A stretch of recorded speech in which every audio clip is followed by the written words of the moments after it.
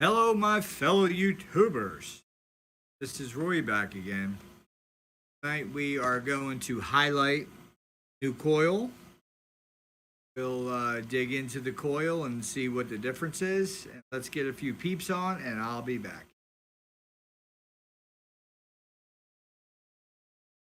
Hello, my fellow YouTubers. Hello there.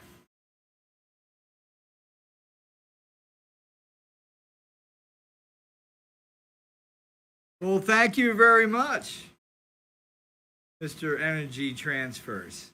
We got a fascinating little highlighted thing to do tonight. Hey, Jason. How's it going? Hello, David.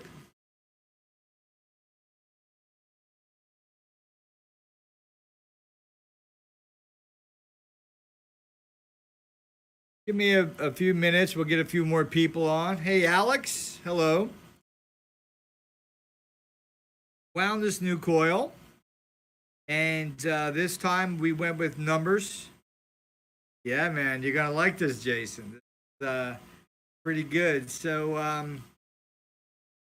we're just start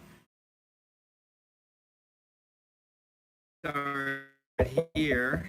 Back up a little bit. Before I get this turning, let me run in the house real quick. I will just show you that I readjusted the core so it sticks out a little bit now. And you can see how close the reveal is. The torque or the tension on this for that core with these big 1-inch cube square neodymiums number 52s is a lot there. So that's a lot of tension to overcome. But I started digging in deep, and I realized that if I wanted to go 3 times more of what my coil I had before was, this was based off somebody's on YouTube and how the winds and what coil size and all that. This time I calculated my own. This time we went with the numbers, and I got it all on paper here. And we're going to go ahead and go over the numbers, see how we built this. Also, you're going to be amazed on how fast it turns. Well, and look how tight this is. This is for real stuck there. And that's just the induction between that neodymium and that core. And that core is a laminate. Going on, Angel in the house. Thank you very much, Angel, by the way, for posting my videos out there and in your part of the world and opening up more people to see my stuff. So I just want to say something first. I don't claim anything. I'm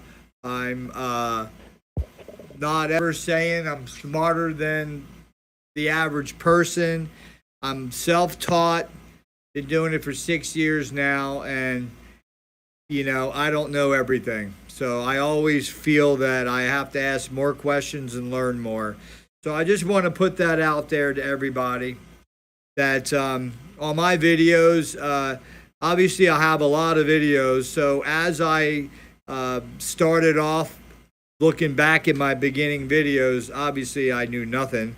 And even today I know nothing in a sense that I can look back at myself a week from now and say, damn, if I only knew this, if I only knew that.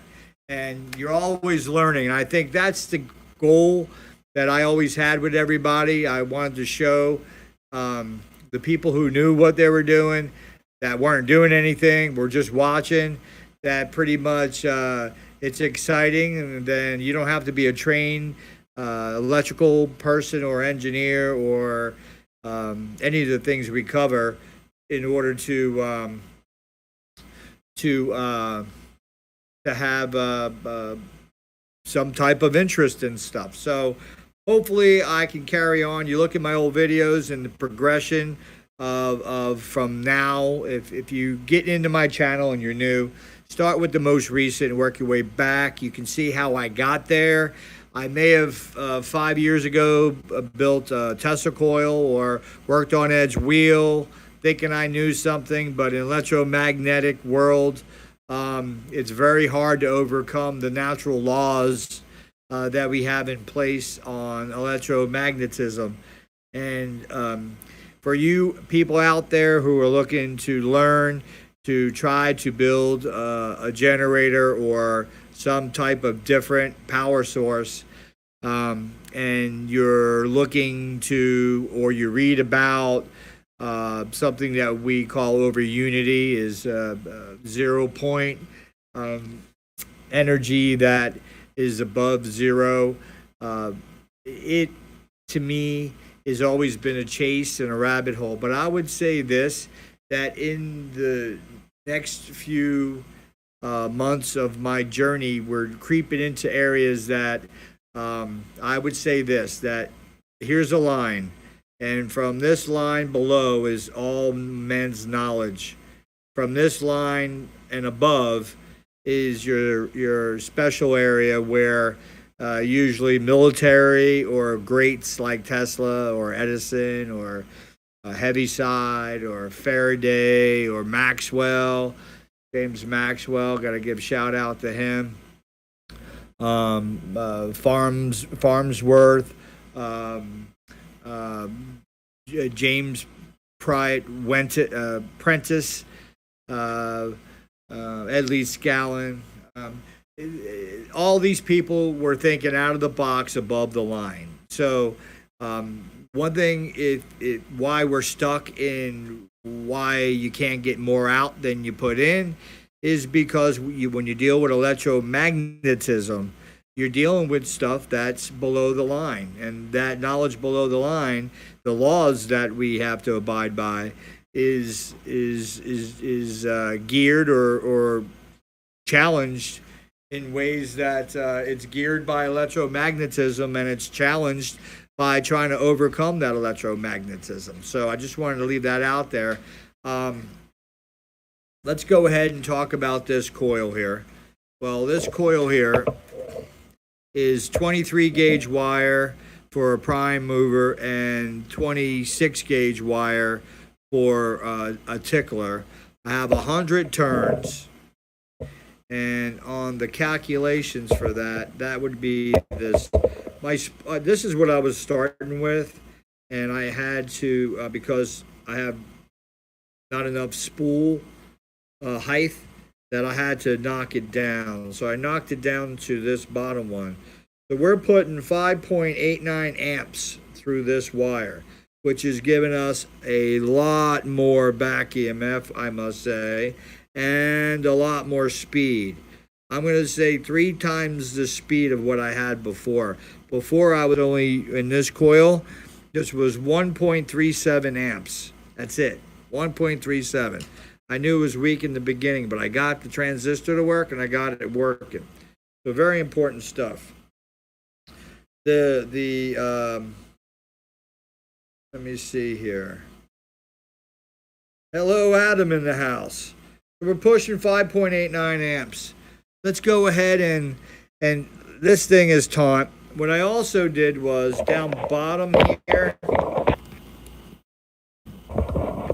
What's going on, David? This here is a coil that I wound, and it's got many turns. Got an LED hooked up to it, and then I bent it.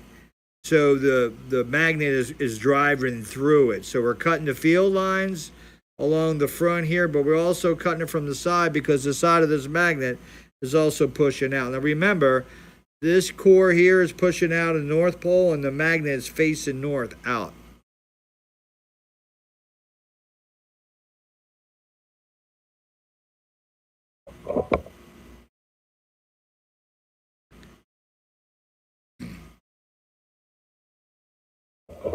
All right, so let's go ahead. I have the battery on here so I don't burn out the transistor. We'll start off with the load on, and then what we'll do is we'll stop it turn off the load and let all the juice run through the transistor, and we're going to see a major difference here. Go ahead and put the positive on. Positive is on. And we are good to go. Let's give it a little turn. You can hear that. So now we have some serious chiming going on inside the coil.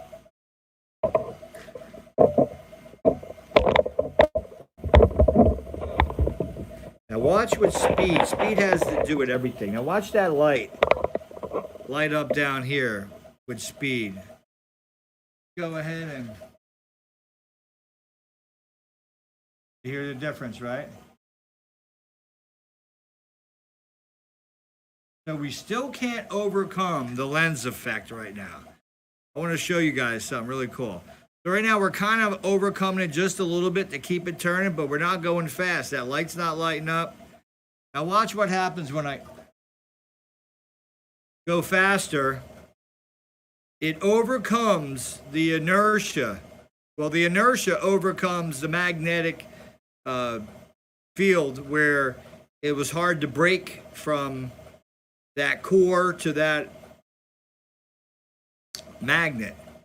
So right now you can see we are issuing.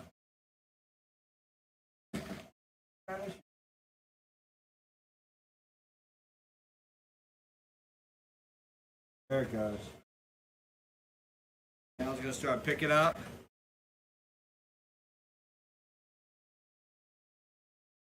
The light's getting brighter.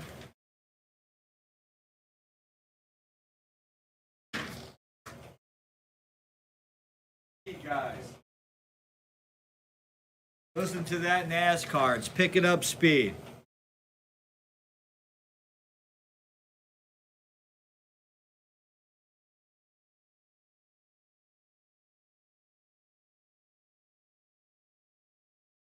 Still picking up speed.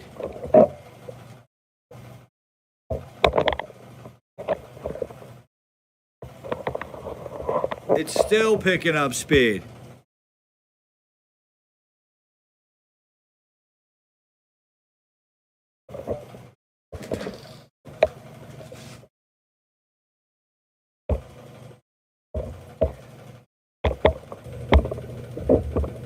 Now let's step it up. What I'm going to have to do is I'm going to unplug it. I can't. Now I'm going to take the load off of the battery. Plug it back in. And it's taken off on its own. And now here's where NASCAR second gen engine comes in, where this thing designed for the maximum output of the wire itself. A 23 gauge wire, its maximum current as a standing current, not pulsed, is 4.7 amps. Now at pulsed, I believe it was 7. So right now we're still in the warm spot. The coil's not even warm. The transistor's not, it's cold. Now let's go ahead and turn this thing up even faster.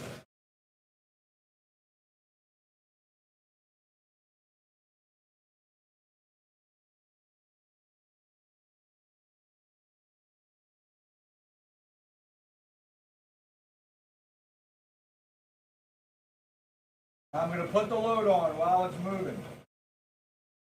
To put the load on, I just can't take it off.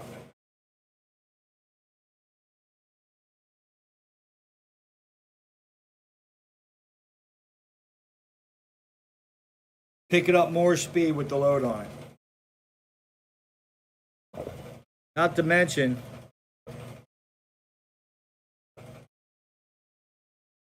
so not only are we taking the back EMF and going into this coil or this battery and charging it, we're also picking up some extra energy off of that coil right now. What's driving it? Well, this coil, Adam is driving it. I got my core on it. I got my 2N3055 is my switching device. And I got my little pot right there, 1K. My resistor. Got my light tells me what the heartbeat is of that transistor. And this 12 volt battery and this 12 volt battery. So we're putting 24 volts into this.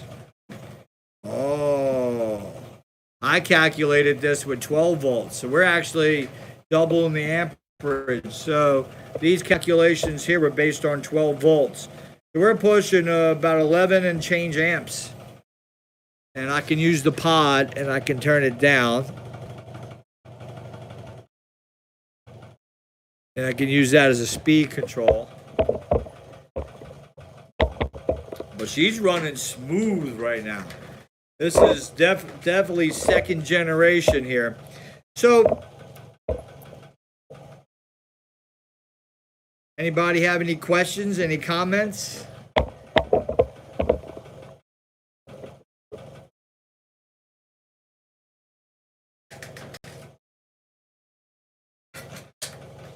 Here's the circuitry for what I have running. Here's the transistor 2N3055. There's that safety light, which is a neon light. It's an AC light. When that comes on, that means I have my it's my safety light. So when this backlight comes on, this one right here, is because I disconnected the battery. So the extra charge is not going out there, and that light will tell me that the battery's full or disconnected. And then you have your emitter, your base. So this is upside down.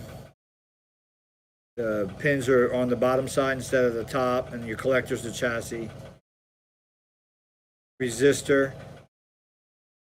I changed that resistor from 470 to 100. So it's 100 ohm resistor. 1K pod. That diode.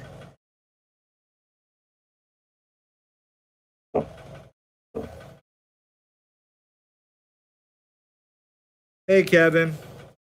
Then you can see how I'm going into the battery coming off. The prime mover battery and the charger battery.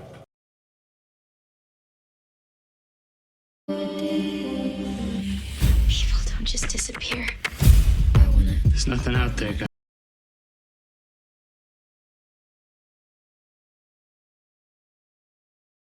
In those resistors in recycled materials, the resistors, you can find them in circuitries and TVs. You can find them in radios. You can probably find maybe on the circuit board of a microwave oven. The transistors, yeah. Oh, the transistor, not the resistor. The transistor. Well, heck, over where you guys are from, you have a better transistor, which I don't have the number in front of me right now, but I'll post it up to you, Angel. And this 2N3055 was more on the eastern side. So on the western side over there, you guys had a one that was called a Tesla, I think. It's the same transistor, but it holds more voltage and it puts out more wattage. It's a stronger transistor. Where would you find these transistors in recycle? In radios. They were used for radios a lot. So I'd look inside your radios for that transistor.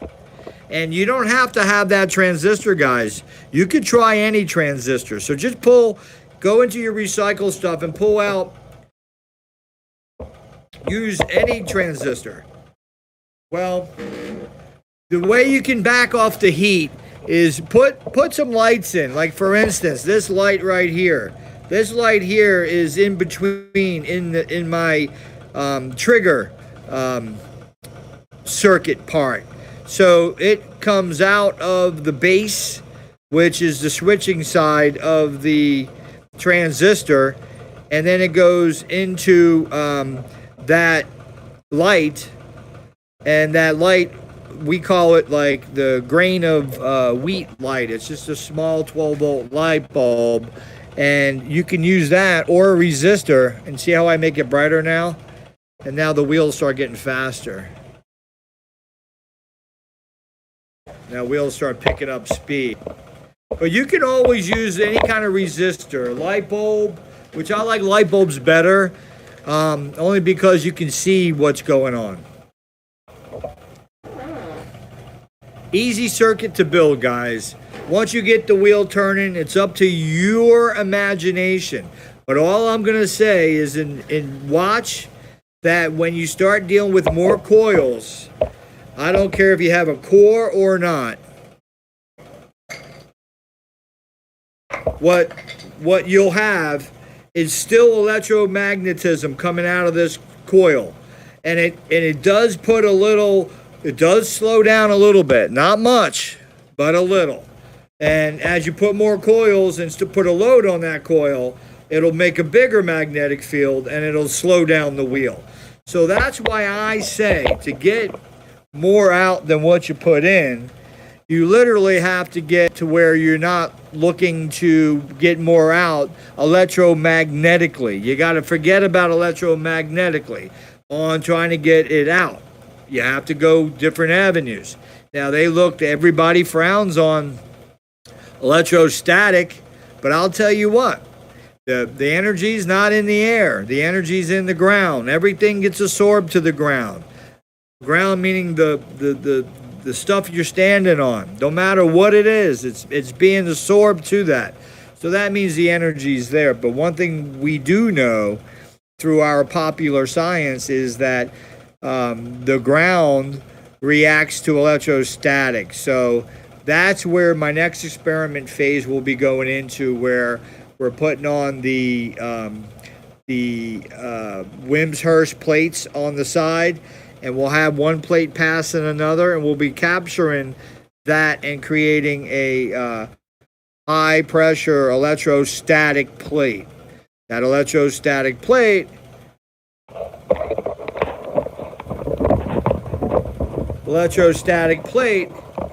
will be a 1 foot square plate. First, I'm going to drill a hole in the concrete. I'm going to put an 8 foot ground rod in. The ground rod is made out of steel plus coated with copper. It's a ground rod. That goes in first in the ground. On top of that ground rod, I'm going to go ahead and put a copper 1/4 inch thick 1 foot square plate right on the ground. Now, if you guys, I'm going to ask the question, what is 1 farad? Does anybody out there know what 1 farad of capacitance equates to? How much surface area is 1 farad? Anybody out there?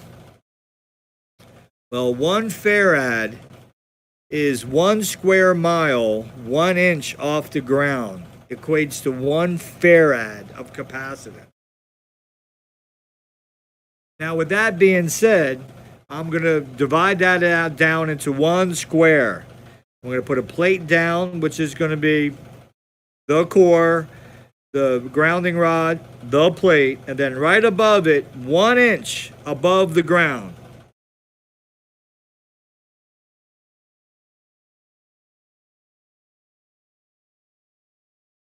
one inch above that 12-inch square plate, I'm putting another plate, which is going to be the plate where the back EMF of this machine is going to be converted and going up to electrostatic high frequency. That's why I'm messing with the machine with coils and trying to get the frequency up a little bit. I don't know exactly what the frequency I'm going to need, but I'm going to use high frequency, high voltage, and that's going to go into the top plate. Now, what will happen is, just like a cloud, don't know how much I have to put in there to have the ground. So whatever the plate on the top is energized at, if it's energized a negative, let's just say, that means that the ground will put a positive. It's like a dipole expansion. The ground will put a positive on the ground plate. If I put a negative at top or a positive up top, the ground will put a negative.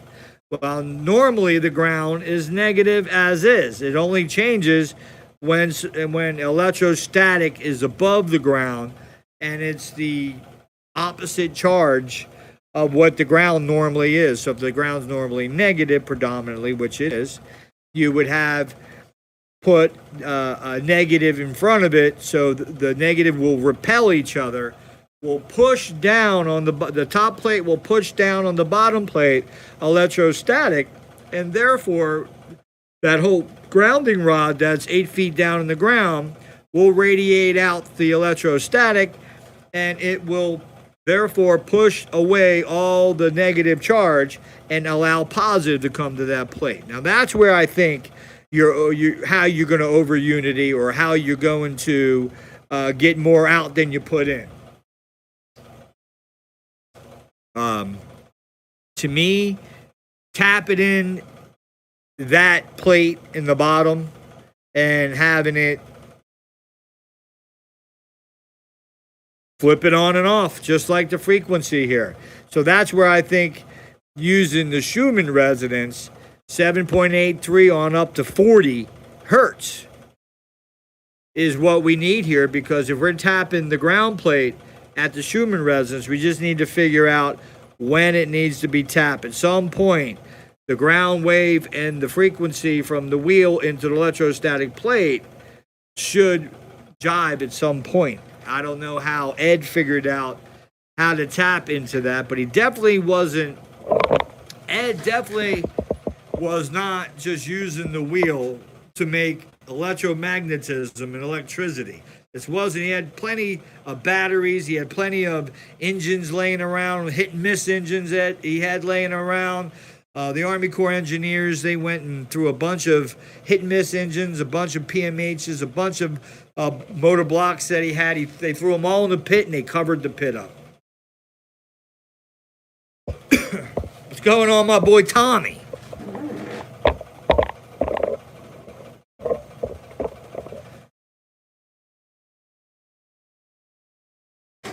This thing is kicking holy moly with the new coil.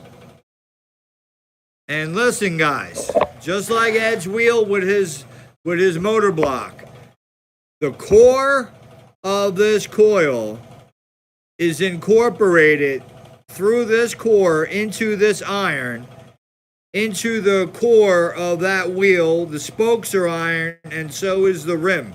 Everything's iron. So just like Ed shows in the picture, he shows his wheel with all that iron. And what else does he show? How ironic is this? He also shows his bicycle.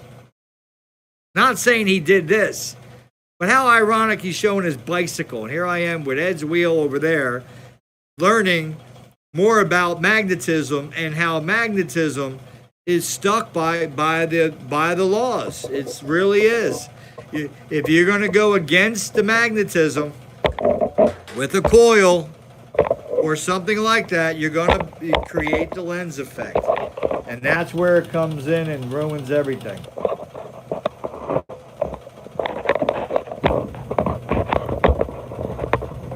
I mean, the minimal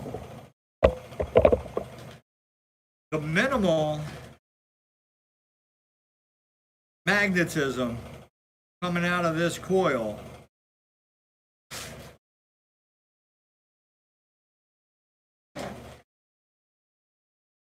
and creating lens effect is the best I can do by having a coil with no core.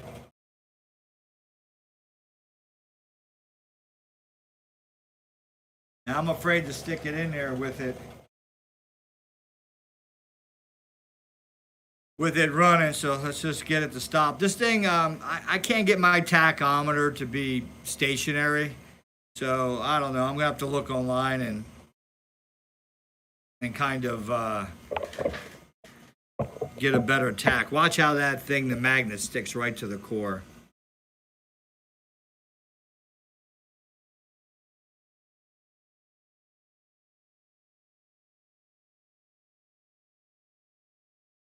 There's some good induction right there. That's a lot of induction with these 1-inch cubes. A lot of induction. 1-inch cube number 52 neodymiums. They are insanely big. Look at these monsters. Insanely big. So let's go ahead and stick this back on. And there's not much lens effect with this. That's why I was pretty surprised. And you know, I was watching a video of some guys down in Central America, and they were building a windmill.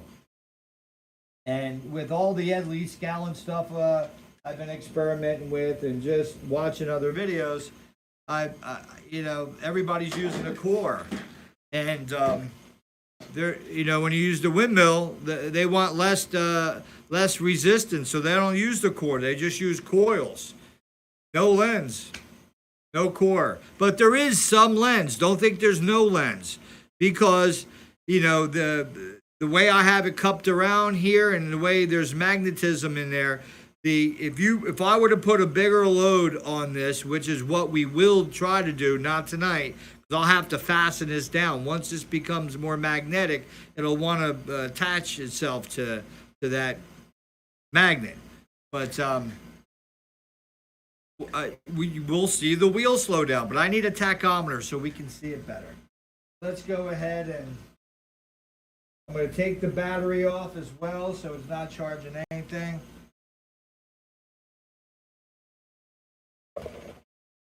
Now watch the speed this thing picks up. Listen to this sucker.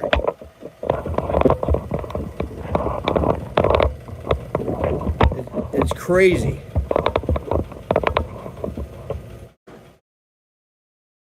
Listen to you can hear that thump and listen to that. Oh, shit.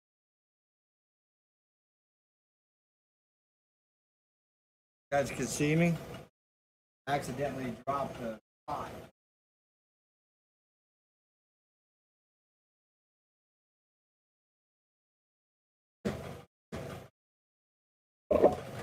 Pot up there fell over and I pulled the wire off.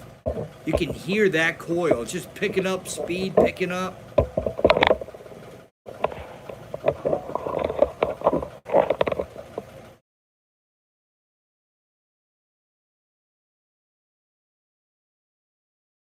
This whole thing's shaking because it's putting a big magnetic field out.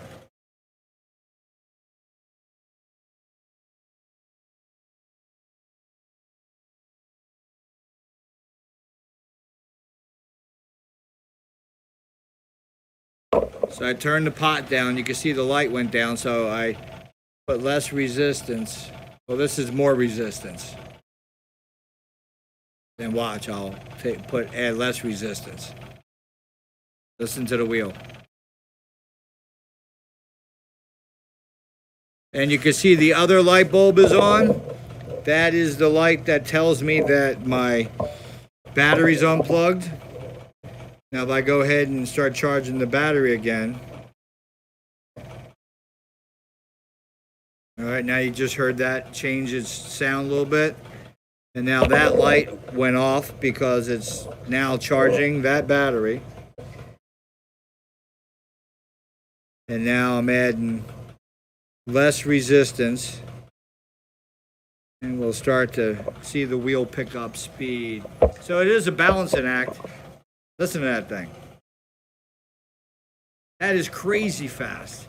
I can't wait to get a tack so I can start putting more of a load on it.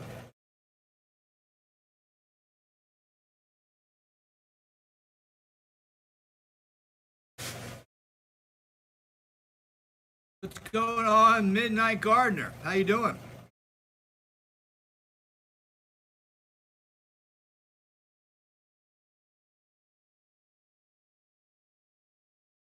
So Angel, that was a great. You had a lot. You have a lot of people leaving comments, and I stayed on there for a while today, a long time. I thank everybody for their comments, and that's why I posted what I posted tonight. Yeah, Adam, I'll go to Harbor Freight and I'll get me a cheap tack. I got a couple, but it just. Why is it moving like it does?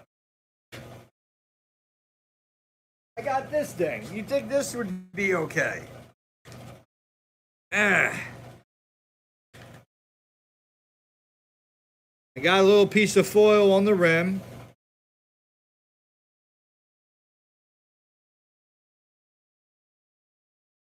See the laser light, right?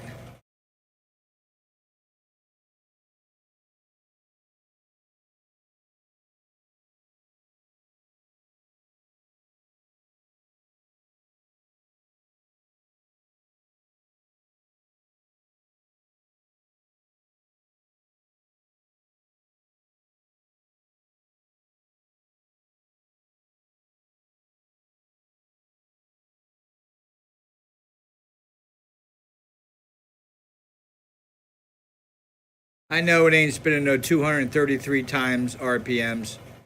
This thing has got to be going at least 2,000 RPMs. At least. This thing is crazy fast. So this thing sucks.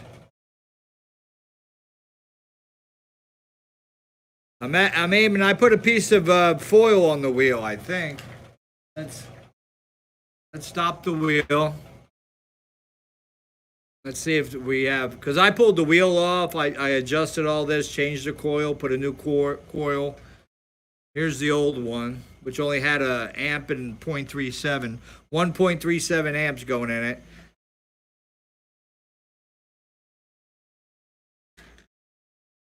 Yeah, there's the foil. So that should be good enough, don't you think? That foil right there.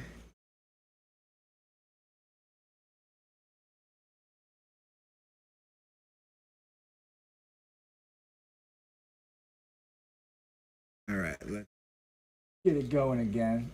At least I know the foil's there. I wasn't sure if I had the wrong side on.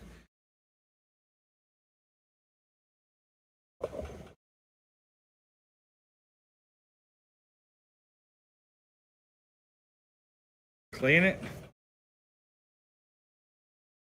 All right, I've cleaned it.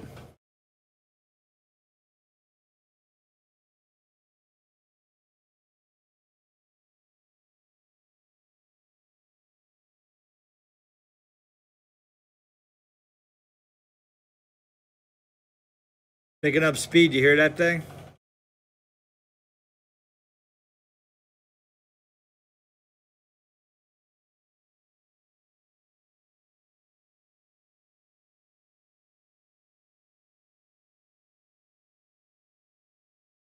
I think that 1600 was the right number.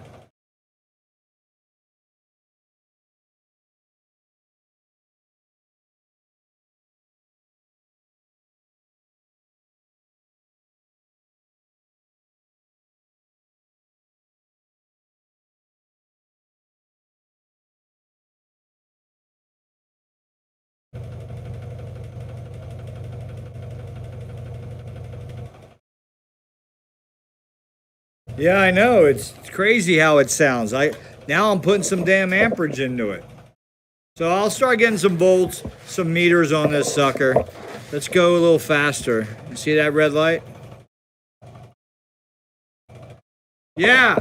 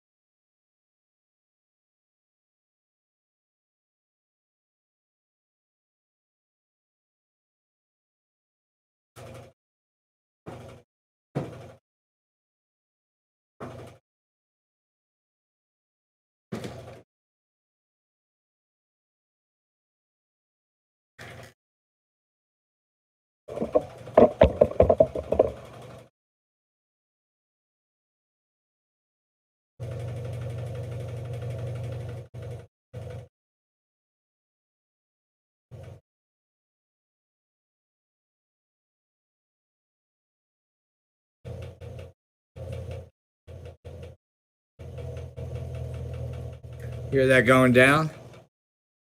Just added a bunch of resistance. Heat it up.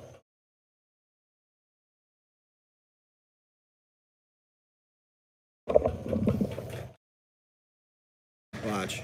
Listen to it. So now, lots of resistance. You can hear it slowing down. Now let's go ahead and turn it up. Less resistance. Let's see that light come on. All right, see the light? Now listen.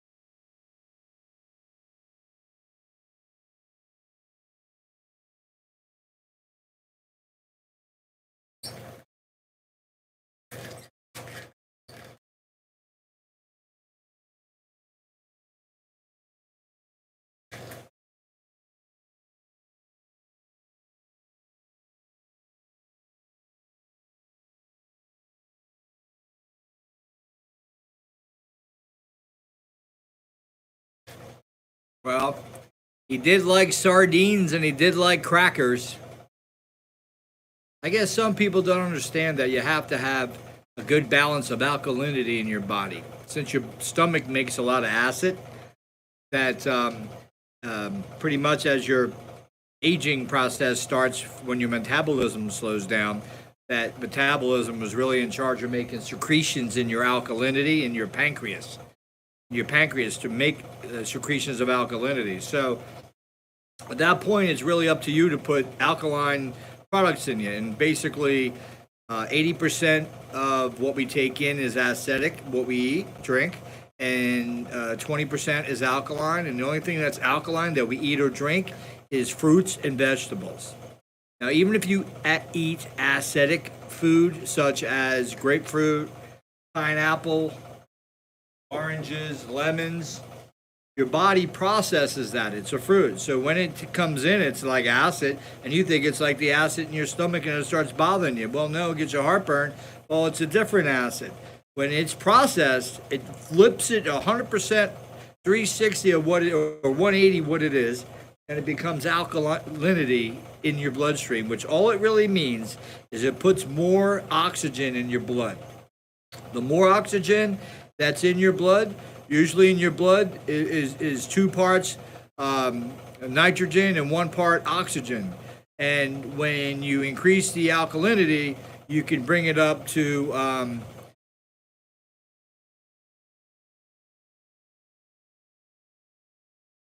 who's that, Adam? Basically, you need to get more oxygen in your bloodstream, which keep your cells healthy. Okay, I got you on Ed. And who knows? He could have got into some crazy ass energy to where it was like radiation to where it ate apart his stomach. Who frick knows?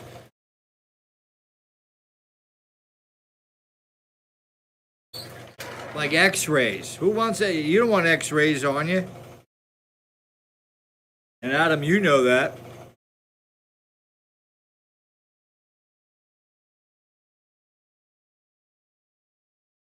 Tommy, be a little positive. It's the process of everything. Now, whether or not we're helping it, that's another thing. I'm not talking about that.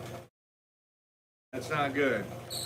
All the plastic in the oceans is sad. All the waste that rural countries, they just throw all their stuff in the water supply, go downstream. Listen to this. Back in the day in America, everybody used to get rid of their trash by throwing it in the stream Why is that? Why did we think here that was okay back in the 1700s and late 1800s? We thought that was okay. Why? Taking your trash and putting it in the stream and letting it go downstream so it shows up on somebody else's property. What the heck?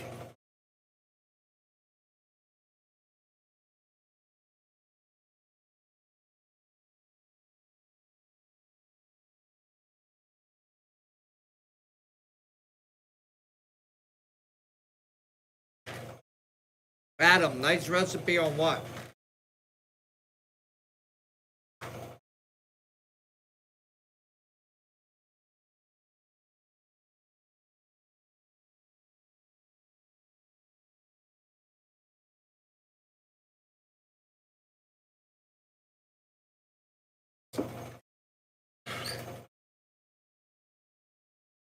Oh, and Nick posted. So one thing I want to add to the live streaming, guys, this is I think is our next level, okay? Give me some comments on this statement. Everybody chime in. There's 10 of you watching. Everybody chime in. I want us to be able to have 2 people call in. I want to be able to engage with people verbally, meaning not through texting, which is good because the people can comment this way. But I also want to be able to talk.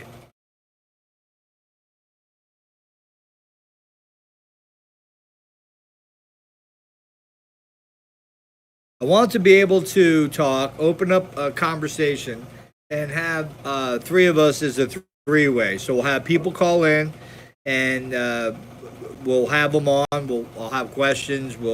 There's a lot of experts out there. There's a lot of people that know exactly what's going on. Myself, I would just say I know nothing, and I just bring the topics up, and we can learn through the process. Yes, an audio conversation, Angels. And that's, hey, Jason, and that's what I want to do is I want to bring that to the next level here. So I want to get me a burner phone, and I guess I'll start off with a burner phone, and I'll post the phone number. And what we'll do is I'll send out my email. We'll have you guys email me based on a live show that's coming up. And we'll have to where we call you and I will talk email. I'll call you up. We'll you and I will already have conversation of whoever wants to be on the show talking wise. And what we'll do is I'll generate a topic or several topics, and everybody can chime in, as well as people can call in. And they can come in and get involved between you and me in conversation, along with the comments that are appearing up on the screen. And then a third party can call in and chime in. And then we could engage in different types of debates on different energies and different topics. I mean, this is wide open. One thing I want to say about Ed Lee Scallon, guys. One thing. Ed Lee Scallon may have never levitated a thing. Ed Lee Scallon may have not done much more than what he wrote, which I doubt. I'm not saying he did, but I'm just saying. The key is that Ed, why he's special in my life, is that he got me involved in this. This has been the best 7-year journey of learning and more about electromagnetism and the whole gamut, the universe, the solar systems, elements, things, and why this is even important to most people. They may have seen this once in their life. Ed, if anything, is Ed famous for is opening up all of our minds to what if. Now, if Ed never levitated with his wheel and he just knew how to use counterbalances and stuff like that, which I don't think that is what really happened. I'll put my 2 cents into here, but that doesn't mean it's right, guys. That just means It's my theory, it's my belief, and this is how I look at things. Ed opened my eyes to learn about all of this stuff I just mentioned, and he got me interested. That's my beautiful special gift that Ed had given me. And I'm sure that everybody else who ever heard about Ed Lee Scallon, Ed has given that to you as well, because he had got you interested. Now, whether or not the things we hear through the internet or whatever, floating stones, sound, floating rocks, moving rocks, getting them out of the ground, looking for the land, I want to believe all that. Whether or not it's true, you have your doubters out there. And you know what? I always believed that something good was going to come out of it. The fact that I learned about so many different things, and it took me 7 years now of filming on YouTube, that's why there's so many videos, I'm embarrassed to look at my old videos because I knew nothing. Nothing. But I started, and Ed intrigued me as he intrigues you guys. And for you guys to learn in your own workshops, or even if you guys are readers and you're not doing experiments, you're the people who help us experimenters get through a wall. We all come up against the wall. And that's the thing with electromagnetism. And that's what I mean by that line. Underneath my fingers is the line of electromagnetism world. And in that spectrum, the electromagnetic spectrum, there's laws that everything has to follow by. It's about the thinking mind above that line. And what I've done in 7 years is basically compiled the bottom half of the line. And then I've also dreamt about above the line.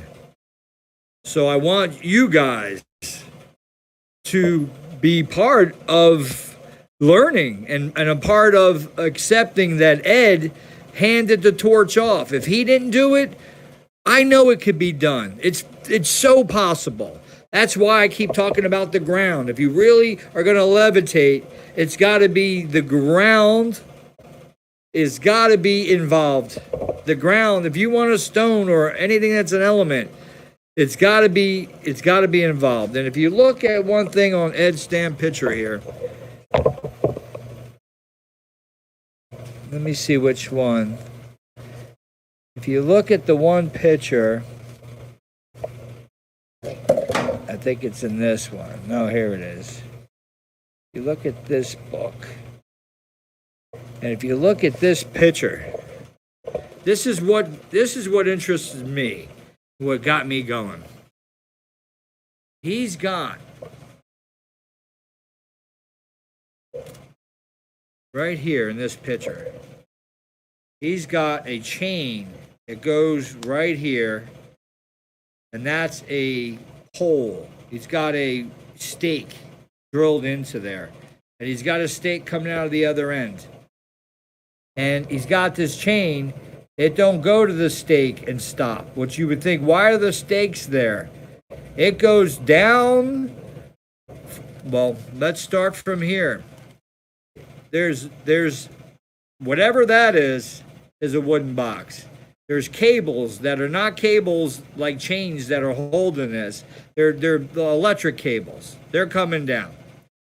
And they come down here and go all the way around that side and goes to that pole and goes around that side to that pole. Then you have your chain, and in the video that Mike from Space put up, love Mike from Space. I wish he'd be on here chiming.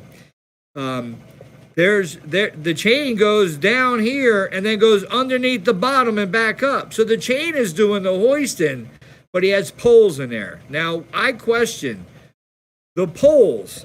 To me, the electrostatics that I'm talking about here, you need something to attach to the ground or to the object to create the electrostatics. So what would happen if you have, leave your comments, if you have a boulder and you got a pole or a rod, iron rod, in 2 feet, and you got another iron rod in 2 feet, and then you have a foot in between them or 6 inches in between them. And if you were to pulse with the wheel or with something. I don't care what freaking wheel you use. But if you were to pulse it and put electrostatic, you would be able to move the molecules in the in the rock itself, the molecules, meaning you would be able, the domains in that coral would be moved because you have a rod in one end with a separation and another end with a separation. I don't think he drilled all the way through.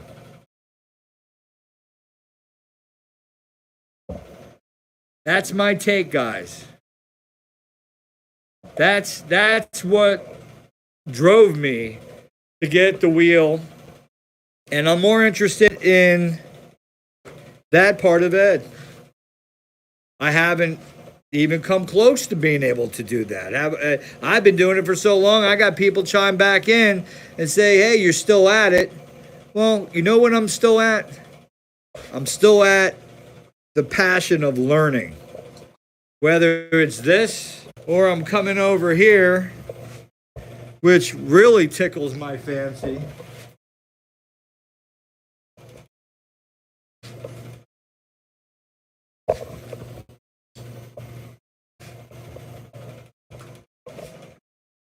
All I gotta do here, these beautiful little guys. This is the electrostatics world. This is why I'm fascinated.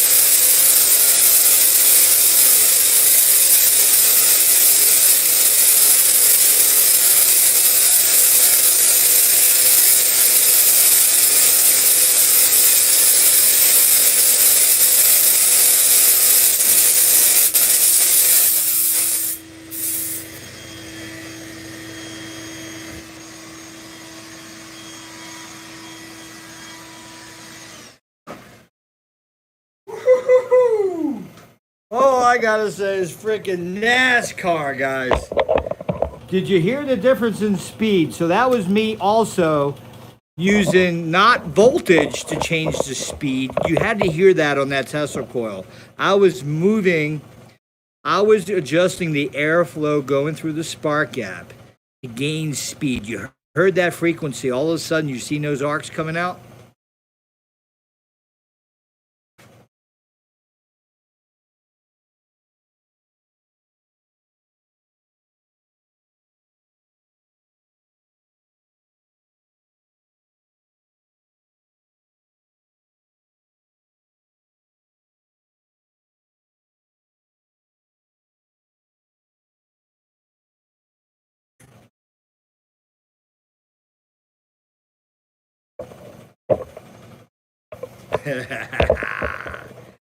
NASCAR.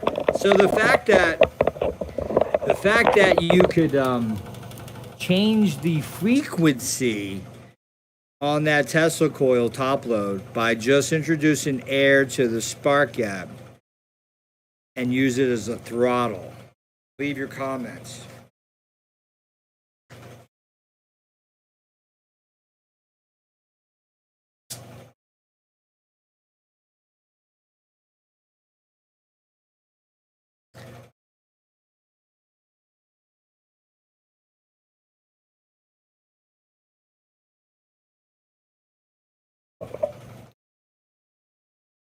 Going on, William. All right, Adam. Talk to you soon, buds. I'll let you know when we got the phone number going, and maybe you could be my first victim, all right?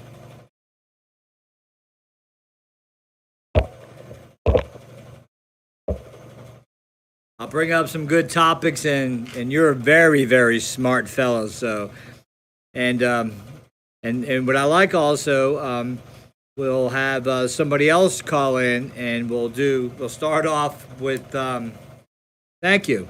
We'll start off with a couple topics, and we'll have somebody kick in that can chime in. I'll talk to you later, Adam. All right, guys. Well, I had to calm that guy down. How do you think he likes the sparks in his eyeball? My minion here. Guess where I got him? Somebody threw him away in the trash. I couldn't leave him. I couldn't even drive by him.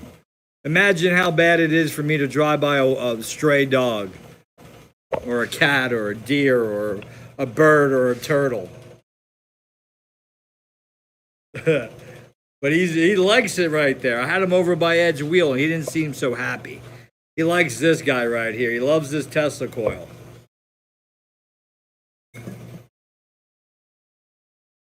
All right, guys.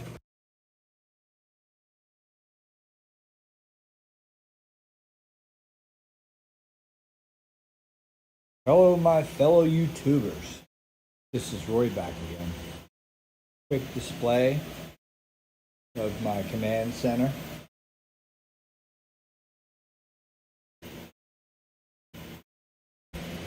These up here are DC meters.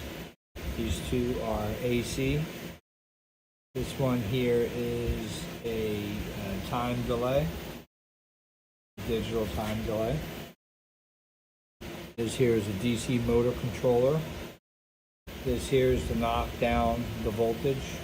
So over here we have, see on this one, 12.65. They're all both feeding off of that battery. And this one here is feeding this, and that is taking some usage and 0.02 current to run that. Over here, pretty cool on my switching, or not switching, but my switches. This is my LED controller.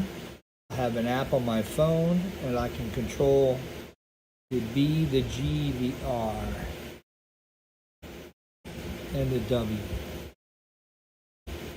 on these settings here with my phone from anywhere. This here is potentiometers. This whole row is 1K. This whole row is 10K. I'm gonna have 5 switches. I got 3. I got my authentic switch, my knife switch. Something I'll show you real quick is we now have the oscilloscope hooked up to the coil here. So when I spin this, I get a heartbeat.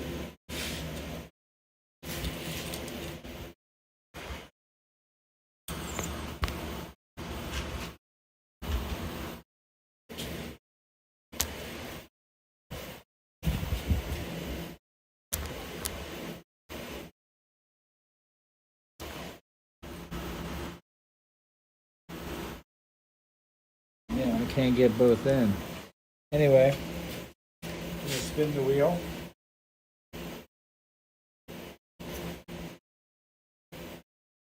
And you can see we are working on this bottom coil.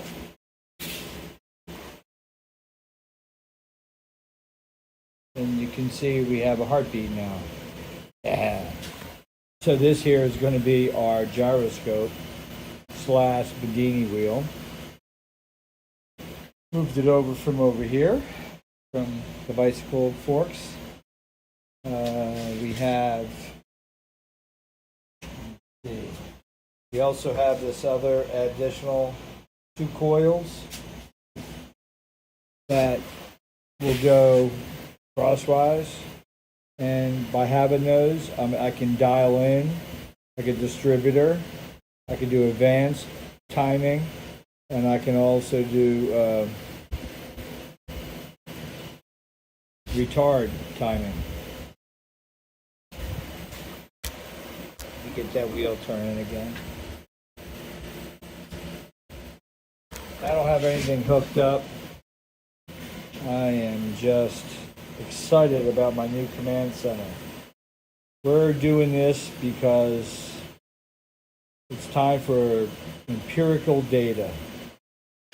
And basically, we're going through everything. I got a lot of stuff here. That's a 3-phase rectifier. There's a analog meter that goes up to 3 volts. There's my oscilloscope. That's analog, not digital. There's my my frequency generator, so we can control frequencies. This here, which is very cool. This is about empirical data, and this here is a scale. It's a digital scale. And that digital scale will tell us the pull strength that it takes for me to move this wheel against the induction. So we'll have our own little test on how much pull strength it'll have. Like my little spinny thing, it's always been inspirational. The other thing up here is our capacitance, and something very important is what the plus charges are.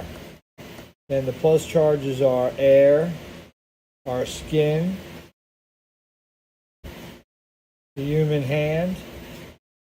So Jason, there you go.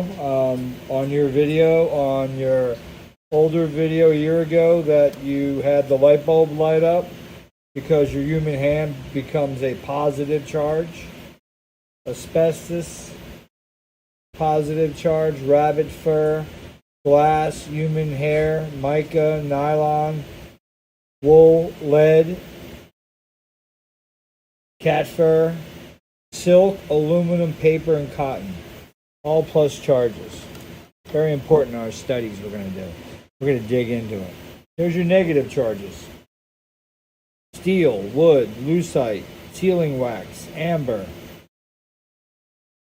rubber balloon, hard rubber, mylar, nickel, copper, silver, brass, synthetic rubber, gold, platinum, sulfur, polyester, polyurethane, acrylic,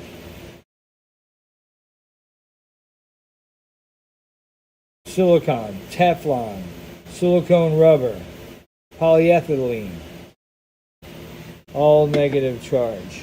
Important stuff. Also over here I have my high voltage flyback running off a smaller ZVS driver. Then I got a bigger ZVS driver which has a certain frequency range about it, and it melts metal. And here's my little crucifix. We'll melt some bismuth. And we'll get into the kind of test. We'll get into a lot of all this is stuff I've been doing. in the last 7 years. And I got a lot of empirical knowledge here, I'm just going to say. And it's time to really just step it up. Got my 4 new neodymium 1-inch squares in, the ones that are on here. So, yeah. 4 more. Those guys are beasts. Let me see, what else? Also, I got a RPM magnetic relay. So what I like about this is when I spin the wheel, look at that meter right there is our RPM meter. So I gotta spin the wheel, 2 hands. Now I'm gonna put this up in front of the wheel. And so we'll have accurate data on RPM, which is very important here. Very important. And I also, in my advanced part of my gyroscope, I'm thinking that when I get this spinning, I also want to do a test for my own knowledge on what if I take a weight, which is 2.5 pounds, or if I take this weight that has a baron in it already, which is 5 pounds, and we do some experiments on the mass and of this weight. I'll put magnets around the outside, get it spinning set up. That's why I have this right here set up. This pole here will be this one of mass. And we're going to do some tests on going up and down on the weight of this mass versus the weight of that mass. And they'll both have magnets. They will both still be spinning in a Bedini way, but they also would be different. And I think if you follow the data that's out there, is that the more mass, it'll have more inertia. So at what point do we start breaking down how much inertia do we need? How much of a dynamic situation do we need to be able to get something spinning and something that's able to produce? I love this. Watch the able to produce different effects. And the different effects is one, the gyroscopic effect, that it'll have an axial presence about itself. That's why I took 2 off, just too much. Right now I'll start off with 1 as a driver, and we'll start off, get this turning. But I'm not ready yet, because I'm still in the process of setting up the laboratory.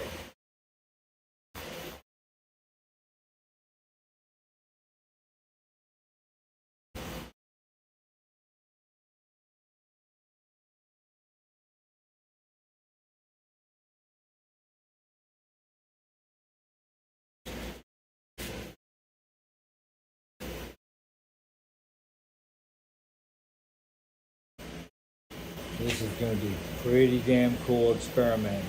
All right, you guys, leave your comments. Peace out.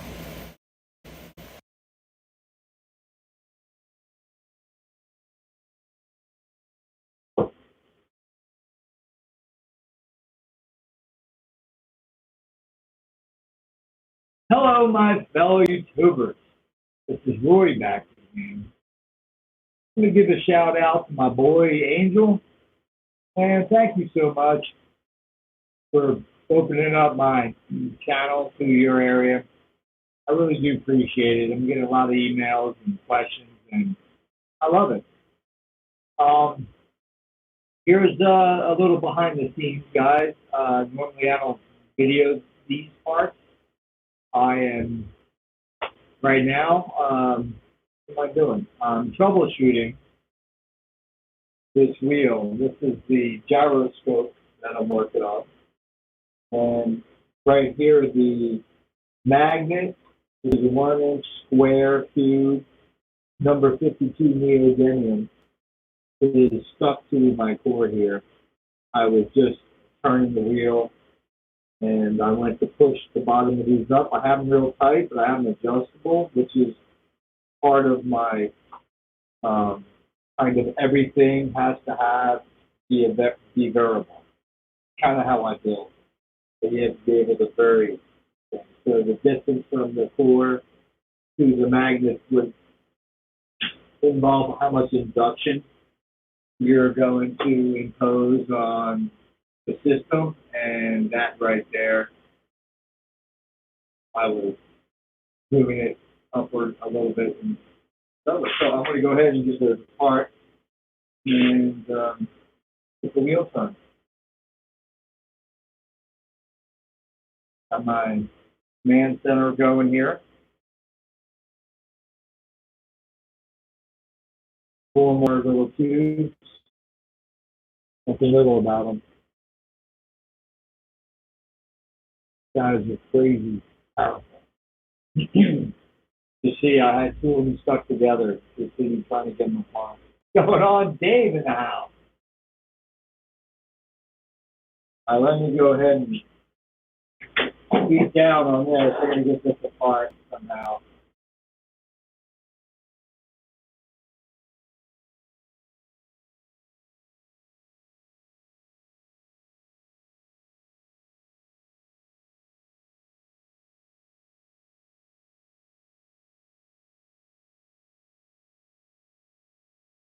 And you guys are building your own at your house or your workshop.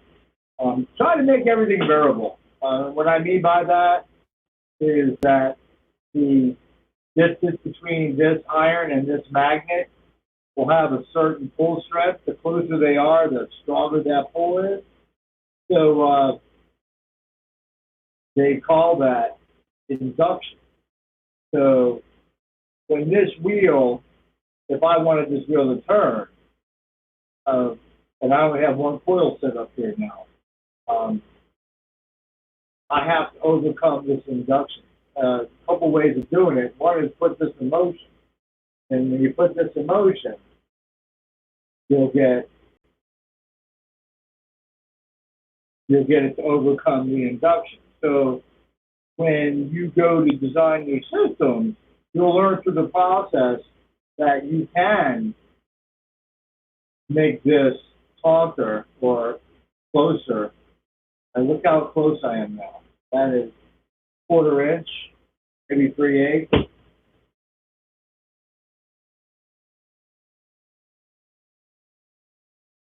The induction is real strong, but it's overcoming it by motion. So it's that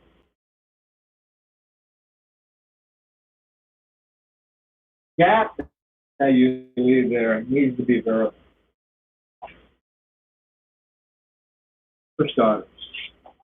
Let me see. See if I can turn this one on.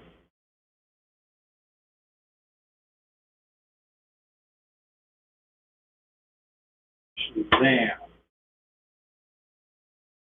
So I guess the magical moment would be if this thing could hold itself up on the axis right there. I get it turned. That would be the magical moment, but I don't believe it would. This would be the first time I'm turning it, and I don't think 1 coil is going to do it. I think it's going to be a combination of several coils.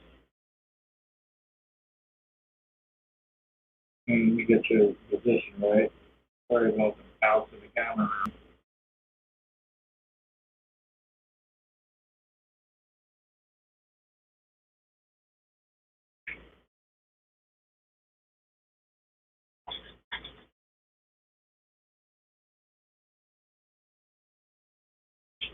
So it already wants to take this shaft and turn itself.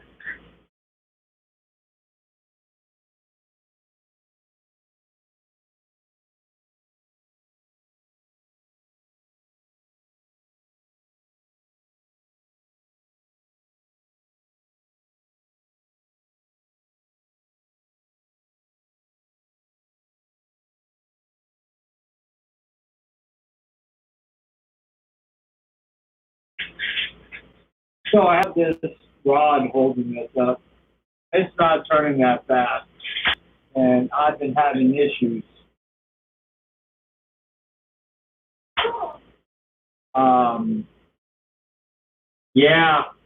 Yeah, we are, guys.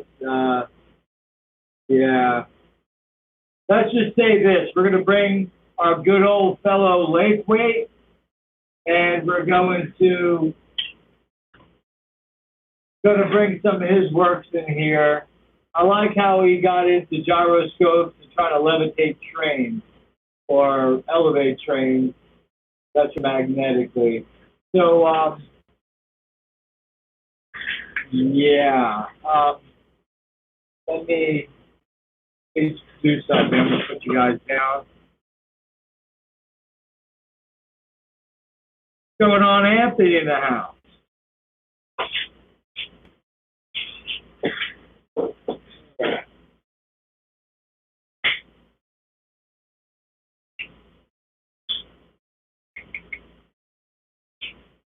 What I wanted to do was to be able to up the voltage. And let me move the induction up while it's turning. And look, it just picked up speed.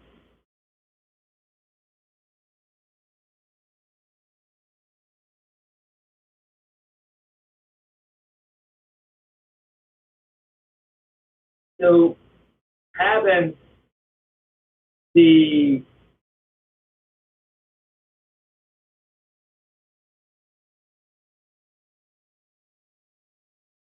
so this has to be tight down bottom. Right now it's not that tight.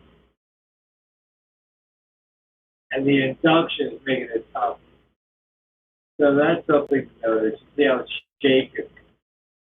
So having that taut. And then it slowed down because the induction. Ooh.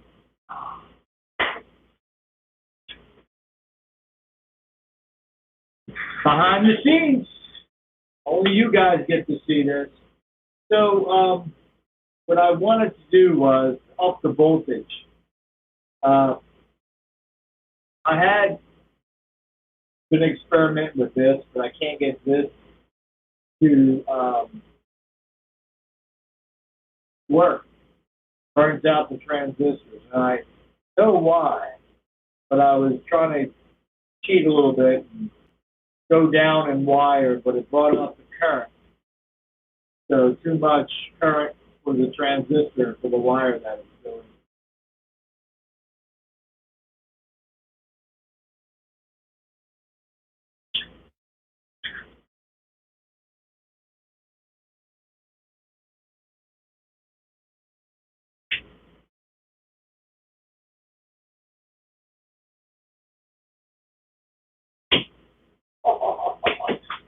Oh, yeah. So I put another shim in it, and that'll tighten it up. Doesn't like being moved.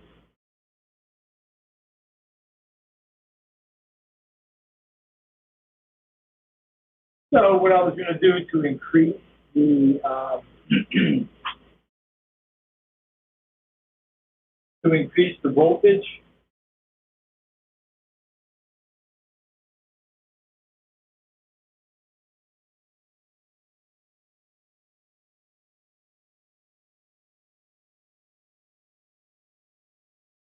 So to increase the voltage, I want to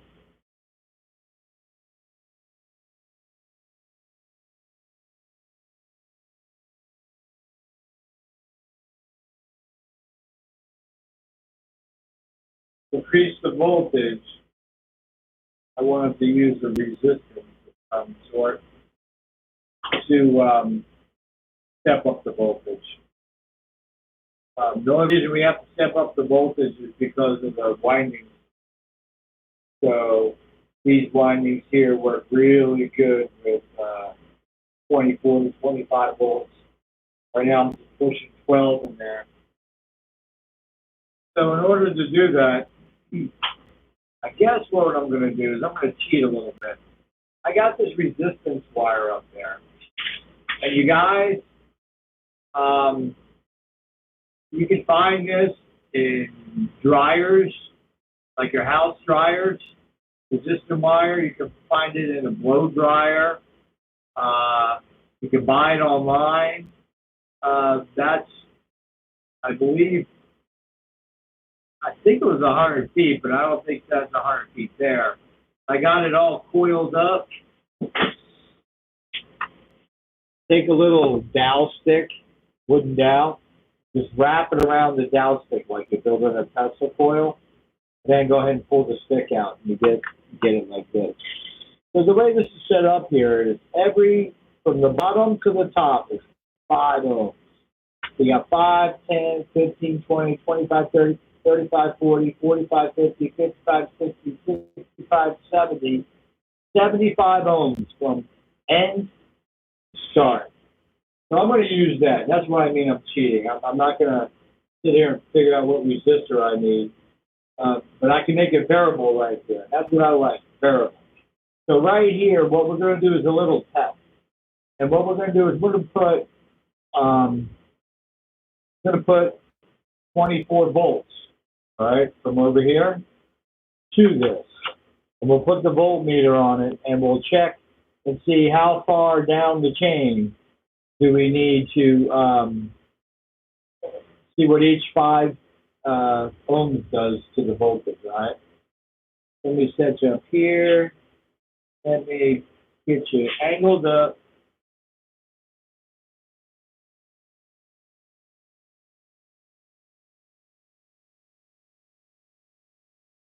All right.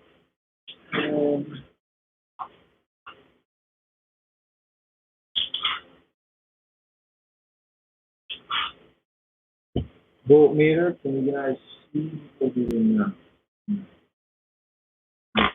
Get that to the tank here. Get some wire.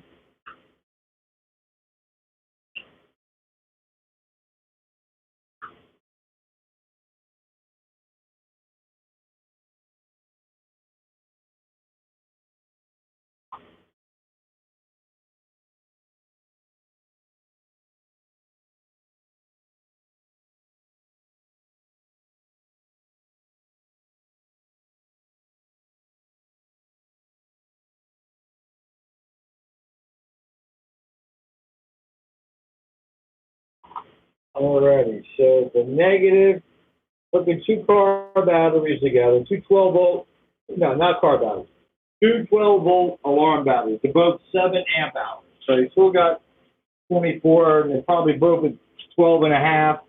You got 25 volts. So we'll put the negative at the start. You guys can see that, right? Yeah. Negative at the start of the battery. Now I'm going to come off to positive.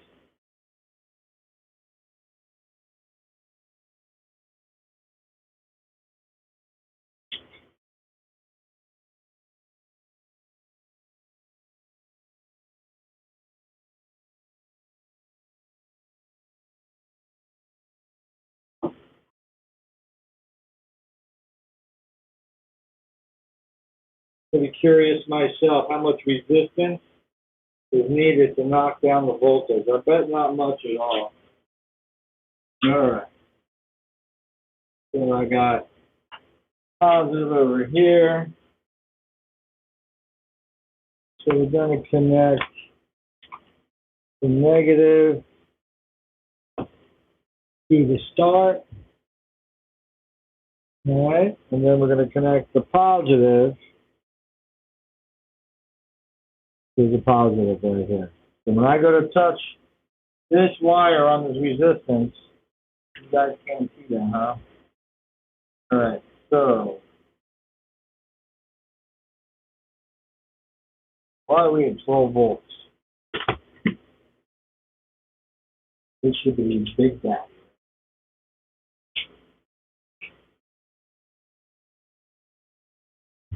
Maybe we better check that. Okay.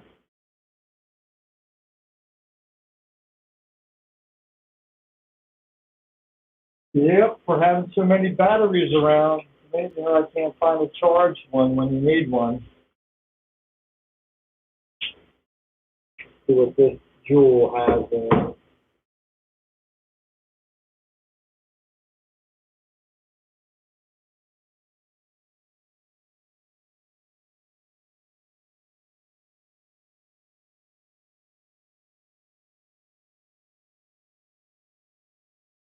Oh, it's a different story now. There we go. So we're at 25.2 volts. How are we going to do this? I can't hold this thing. Let me put this in it. Can you guys see that? Hell yeah. 25 volts. Now let's go ahead and how are we going to do this? So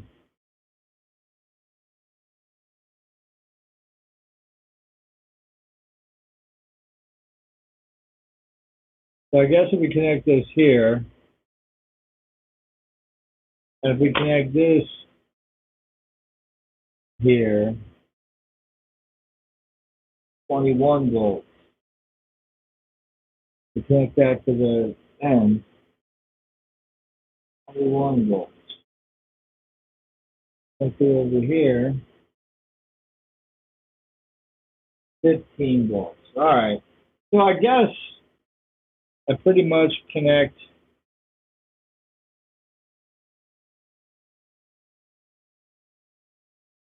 I assume that I connect it to the end, but I can't reach there, so I'm going to connect it right here.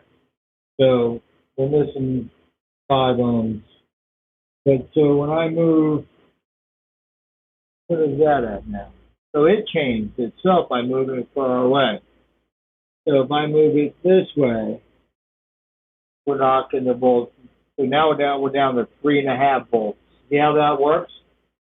So we're leaning towards the negative side. So come towards the positive. So this is going to be 10 ohms of resistance. So we're at 19. So we started at 25. Get back to that start number. So there's the start number. Right now we're at 23 volts. 2 batteries.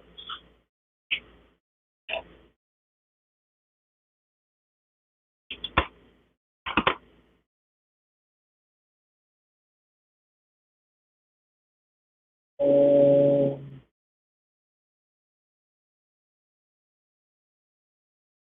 20 volts.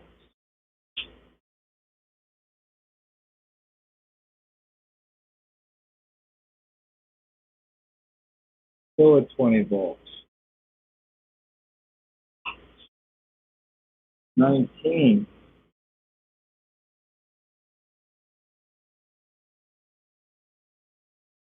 16. So I'm going to try 16 volts now into here. So what I'll do now is I know where to tap into this. All right, you guys get me with this? So you got 5, 10, 15, 20, 25, 30, 35, 40. 5, 10, 15, 20, 25, 30, 35, 40, 45, 50, like 51. No, 51. Oh no, 51 ohms. Taking to knock that down. That's crazy. So 51 ohms. Knocking that down to 16. Now I know where to tap it. So I'm going to tap one end here and one end here. So this is the positive, this is the negative side. So this is the ohms. So we're at 5, 10, 15, 20, 20, about 23 ohms. So we're looking at about 23 ohms. So you got from there to there. So you got 5, 10, 15. Wait, hold on. So we're not using that range. So we got 5, 10, 15, plus that would be 20 there. So yeah, we're about -3. 2.5. Half of it would be 2.5. So a little less than that. That's pretty great though. So we're going to say 5, 10, 15, 19 ohms of resistance. Brings us to 16.5. See how she works. What am I going to do? I got to get some wires over there. So they are already there. It just works.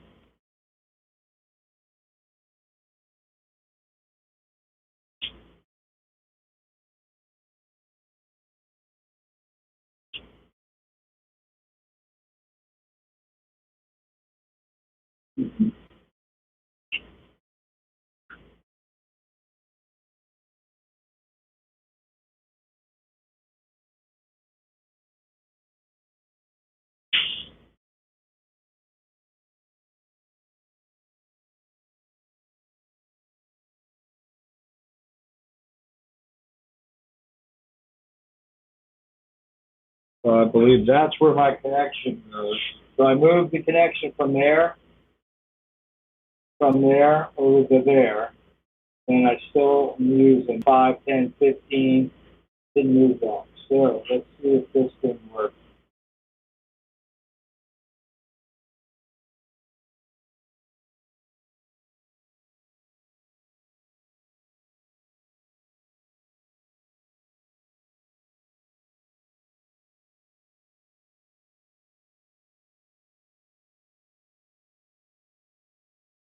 No.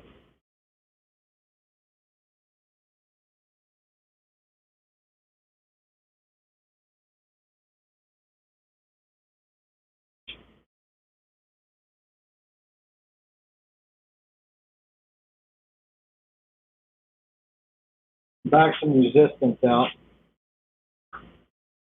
over here. Let's move this over to here. Let's see if we can get something out of it. Nope, not yet.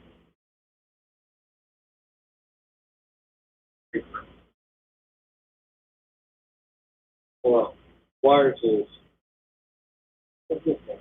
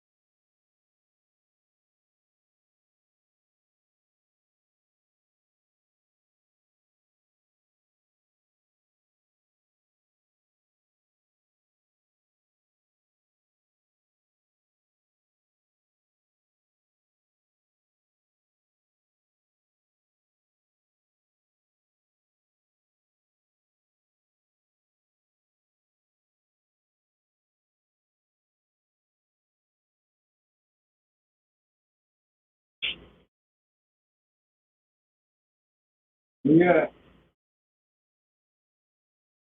Already.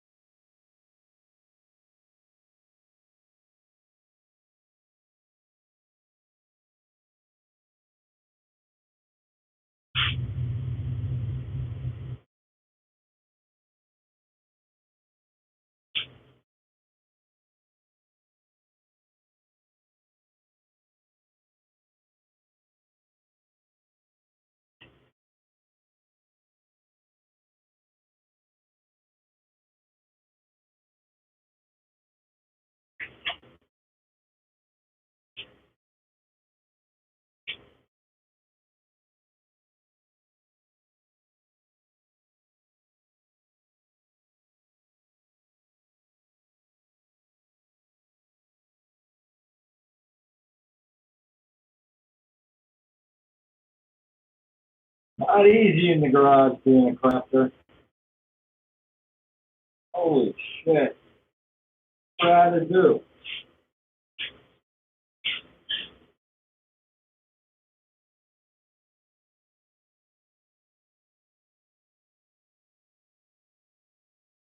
So I'm gonna adjust the voltage.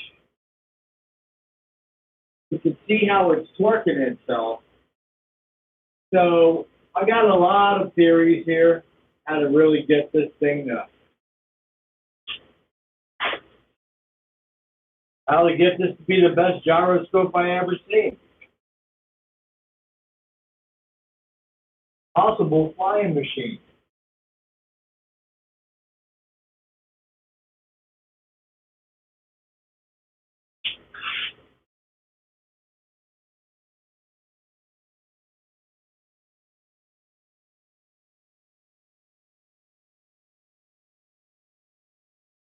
Running sluggish. That says it needs more volts.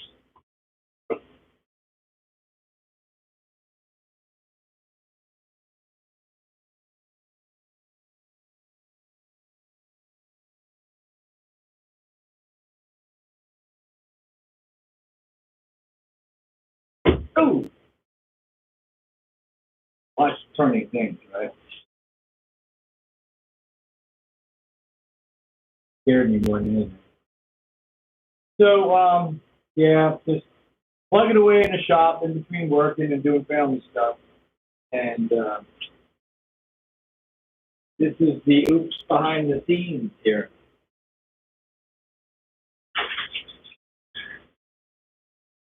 It's all about the winding. There's a lot going on here. And pretty interesting stuff, though, man. It's got me, like, pulled into it. Major. Because I know I can get this wheel spinning.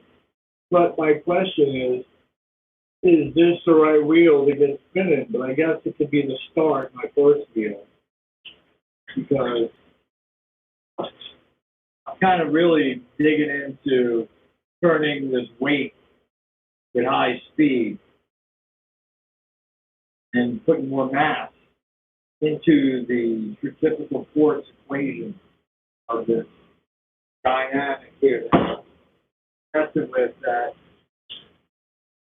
is out of my envelope, out of my wheelhouse. No wheelhouse. So, that being said, ready to take on the task, but trying to find time now to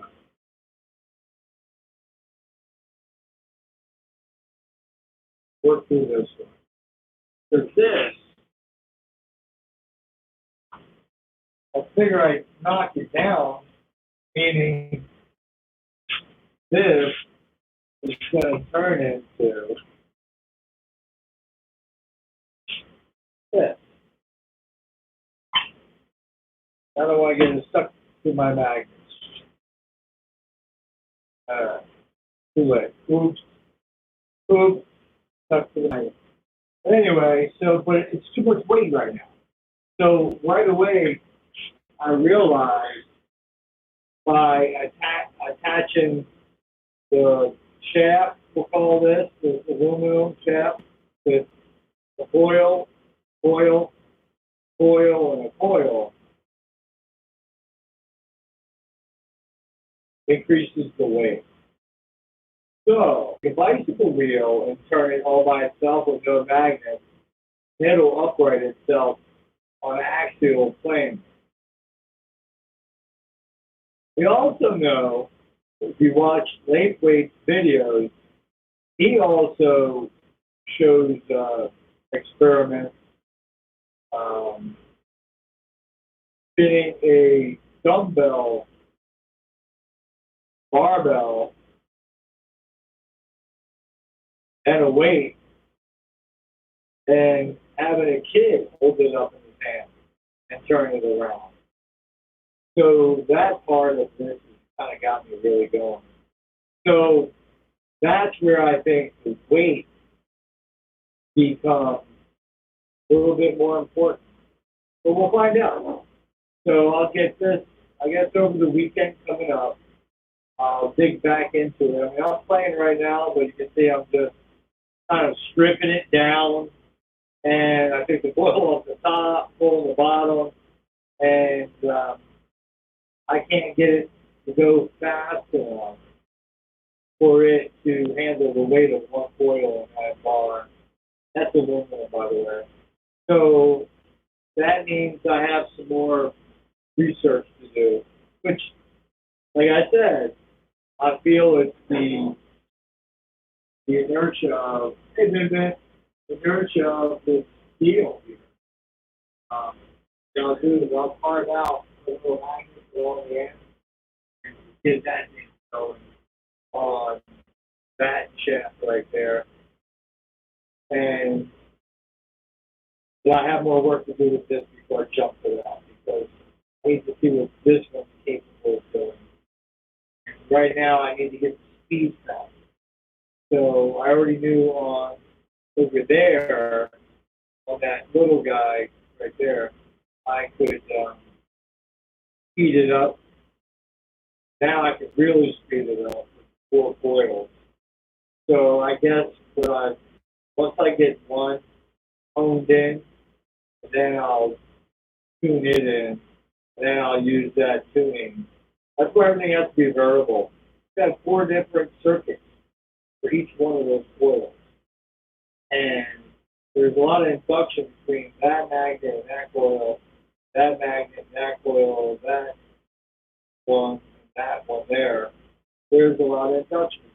So that's why you got to make these all variable, so I can bring down, separate them, so the beginning is not too much, and dial it in. But I guess on my variable on these guys, I'm going to have to not allow them to throw themselves up to the magnet. So they're going to have to be, maybe I'll put a little nickel drill holes, put stuff that's screw in the drill hole, so when it goes up, it can't go up any further.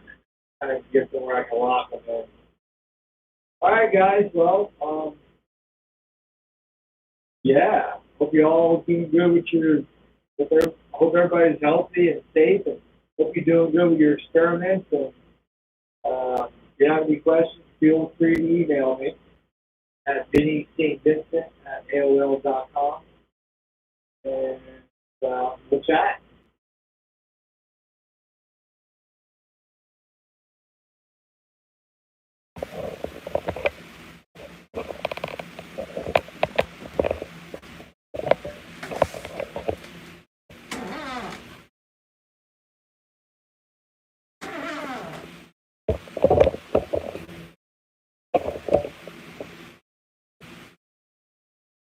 Hello, my fellow YouTubers.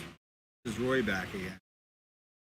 So we put up a 2.5 pound weight. Got it on a 1/2 inch steel bar.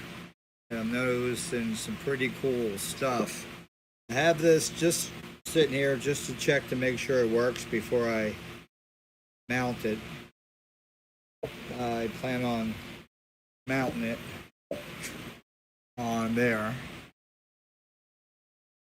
Put it on that rod there.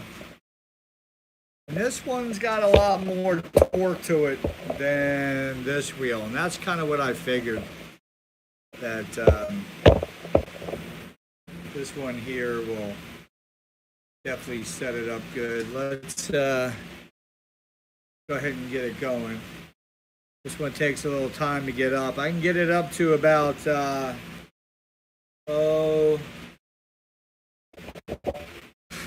there's our tachometer. And here's our probe for the tachometer. What's going on, Jason? Here's my tachometer probe.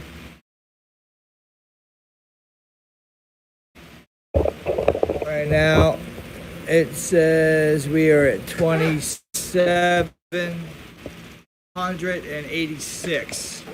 Now, what we'd have to do, there's 4 poles on here. So I'd have to divide that number by the 4 poles, and that would be the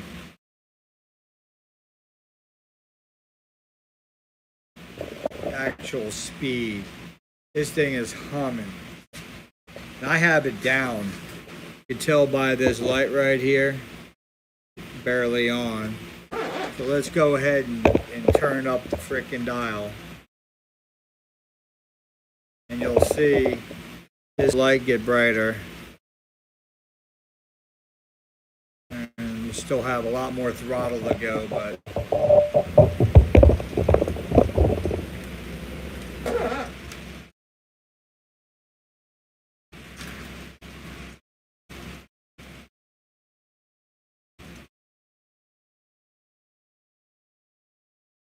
we're at 4,000 RPMs and climbing.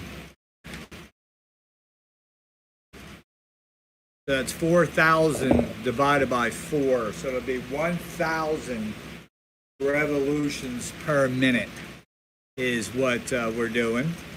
And then you'd have to divide that by 60, and you'll be able to tell the frequency. Now I'm going to go ahead and turn it up. Let it pick up some more speed. And let's go ahead and check the RPMs. It's back to 0.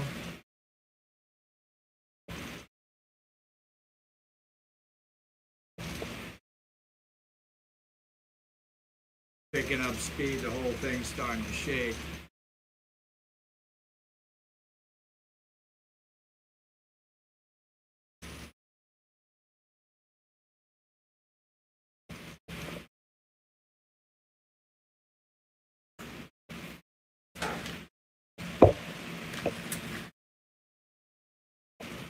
My Mini, 2.5 pound weight, steel weight.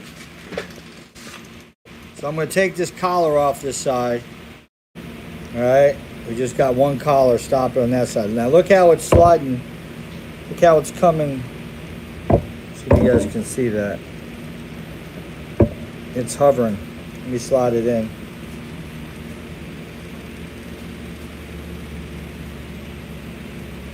See that?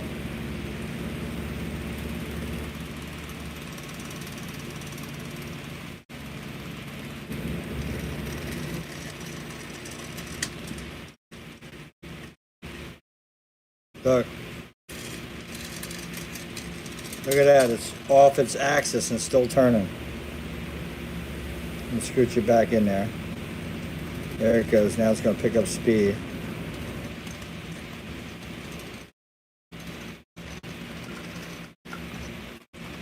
I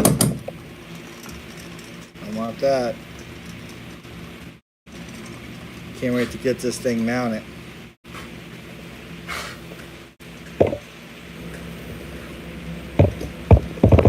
Speed is crazy.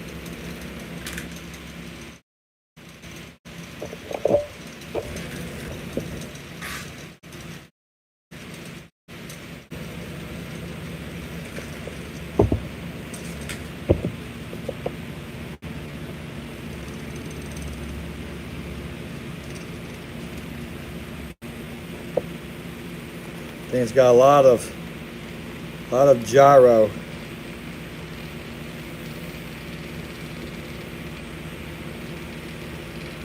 It's hard to turn. I'm doing it with one hand. It's kind of rough.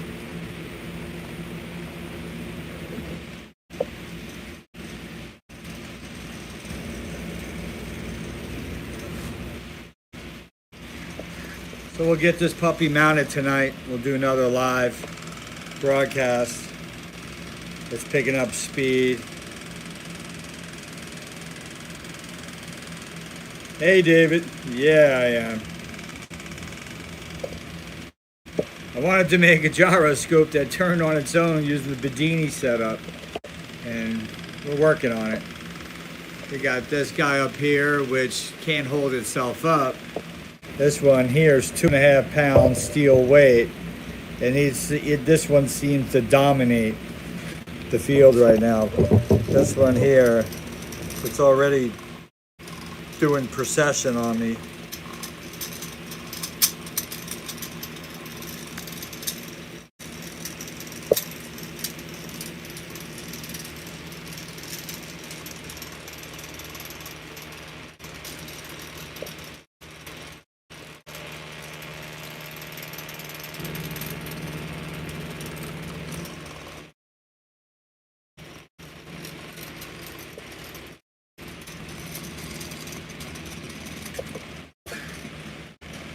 Picking up speed. I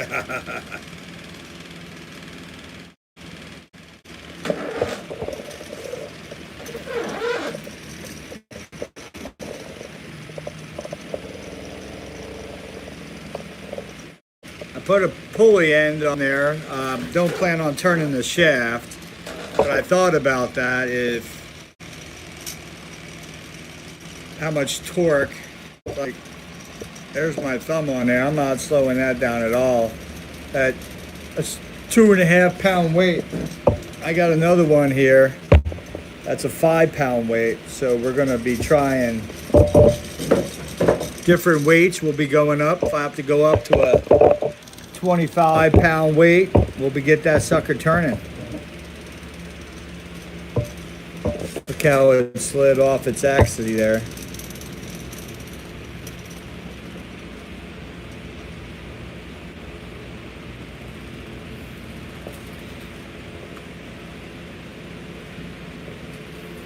Yeah. How's it going over there, Jason? Keeping busy? You're working, I hope. I had a little slow time myself. I played hard. See what the RPMs are. I gotta move that gauge over. This is great. Tachometer.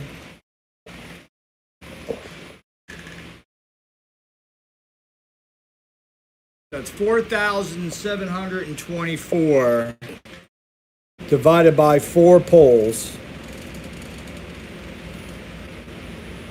What's going on, Spider from California in the house? What the heck? Let that zero out.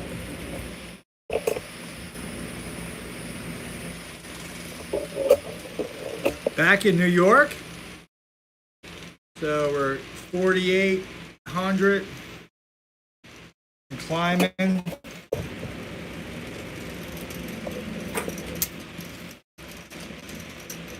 $4,800 RPMs. Back in New York. Hopefully you're working in New York. Key thing in New York is don't spend any money while you're working. Somebody's going to get you there. Let them give you a per diem and pay for a place to stay. Joe Mama, Ventura County.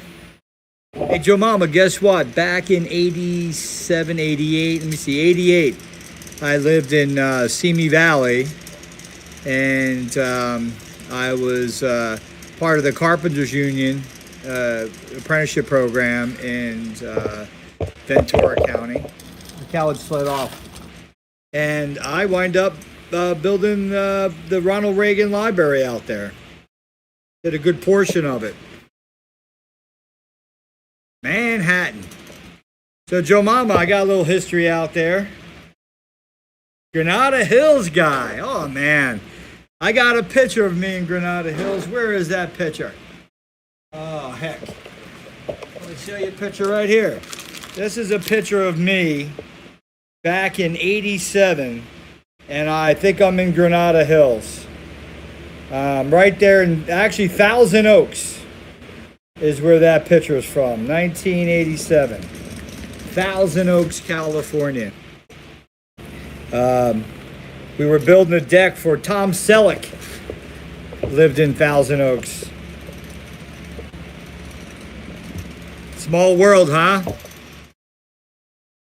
So yeah, this thing, let me tell you, it's got some good procession about itself. Gyroscopic action.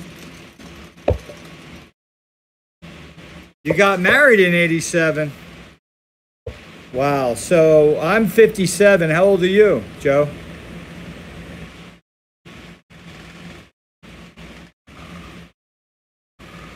I guess how old were you when you got married? 87. I was 25 years old out there. Ah, heck. We're only 2 years apart. My birthday was April 24th. I'm a Taurus. Spider, 34-year-old.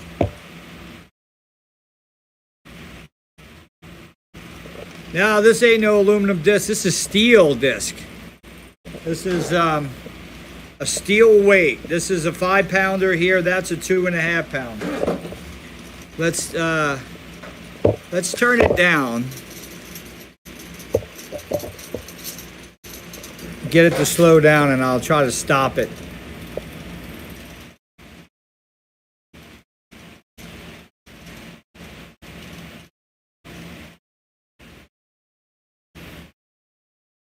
This thing ain't slowing down.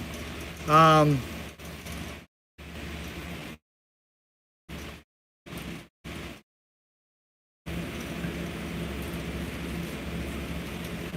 right, let me unplug. No power.